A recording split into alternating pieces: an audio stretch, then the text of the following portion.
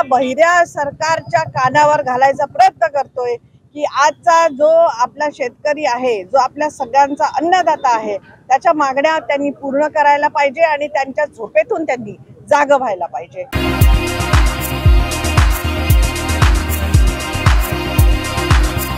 आपल्याला सगळ्यांना माहितच आहे की 2014 पासून जेव्हापासून मोदी सरकार या केंद्रामध्ये आलं आहे आणि आपल्या शेतकऱ्यांची किती उपेक्षा या सरकारने केली आहे। जेव्हा ते सत्तेत येणार होते तेव्हा त्यांनी सांगितलं की ज्या काही मागण्या शेतकऱ्यांच्या आहेत त्या सगळ्या मान्य होतील, त्यांचं जे काही उत्पन्न आहे ते दुप्पट होईल।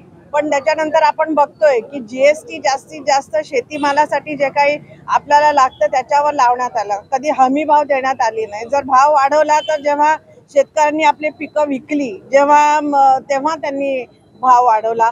असे सगळे जे प्रकार आहेत आणि सतत बॉर्डरवर दिल्लीच्या असो, महाराष्ट्रात असो, उत्तरेकडे किंवा दक्षिणेकडे आणि पूर्ण आपल्या देशामध्ये शेतकरी सतत आंदोलन करत आहेत आणि म्हणून जो अन्नदाता आपल्या सगळ्यांचा आहे तो एवढा या परिस्थितीमध्ये आला आहे की काय करावं त्याला समजत नाहीये। पीक विम्याच्या सुद्धा ज्या बाबी आहेत त्या सुद्धा या सरकारने ज्या आहेत त्या पूर्ण केल्या नाही आहेत आणि म्हणून आपले जेव्हा अतिवृष्टी होते त्याच्यासाठी जो पैसा मिळणार असतो तो वेळेवर मिळत नाही आणि अशा अनेक बाबी आहेत ज्यामुळे अगदी त्रस्त आपला शेतकरी झालाय। आणि म्हणून काँग्रेस पक्ष आजच नाही पण आधी सुद्धा पहिलेपासून आपल्या शेतकऱ्यांच्या बाजूनी उभा राहिला आहे।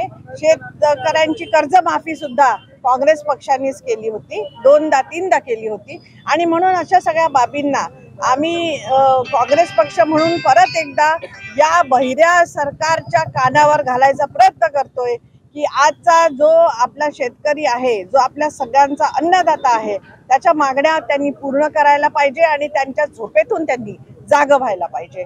या मागण्यांसाठी आज आम्ही इथं धरणे आंदोलन करत आहोत आणि म्हणून इथं उपस्थित झालो आहोत।